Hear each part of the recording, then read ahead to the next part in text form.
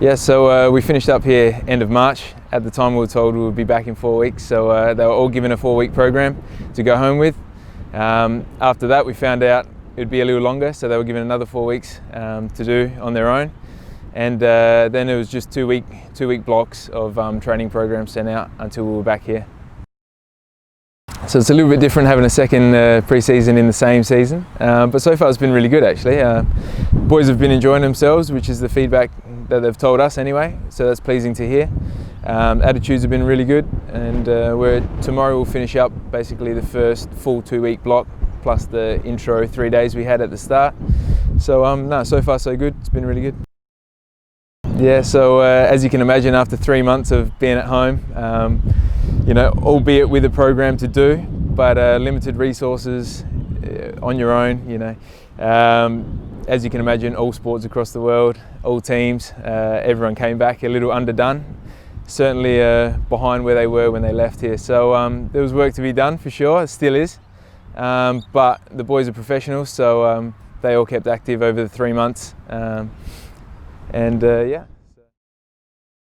So the programs generally included a strength program that they could do from home, you know, with limited equipment, body weight, plus whatever they borrowed from the Playford gym.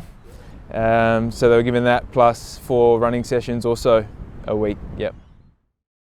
Yeah. So you know, as you can imagine, after 3 months, you lose a lot of conditioning. So we've got to be careful in the way that we build them up. It has to be quite slow, but you know, with Stu, our sports scientist, we've got all the numbers there in terms of what a normal in-season week looks like, what a normal game looks like, and that's kind of our benchmark really. So we just work back from those numbers, see how we can build up slowly, safely hopefully, but we've only got 4 weeks, so we do have to find the right times to push, but also the right times to give them the rest that they need. So yeah, on Tuesday we played 60 minutes at Cooper's. So in terms of numbers that we're looking for, you know, everyone, depending on the position they're in, who they are, you know, what their game's based upon, everyone gets different numbers. So we're looking at them from a more individual point of view. You know, does 60 minutes that we played on Tuesday look like a normal 60 minutes for them? Or is it a little bit behind? How much behind? All those things. So they're the questions that we ask of each player.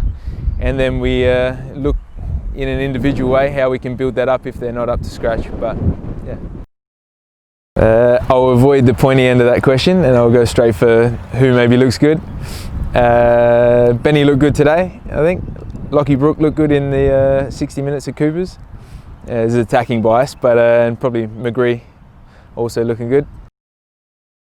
Yeah, so first Nathan Constant, he's 5 months post his ACL surgery now.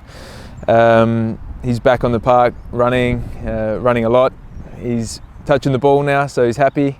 But he's working really hard and he's getting good results, so he's pleased at the moment, and so are we.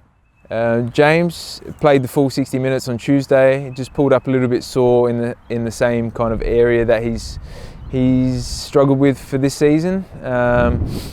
So he's had that looked at this week, and we're in the process of seeing what the best management for him will be. So Paul's been given the green light to train fully as of this week, so he's back with the boys.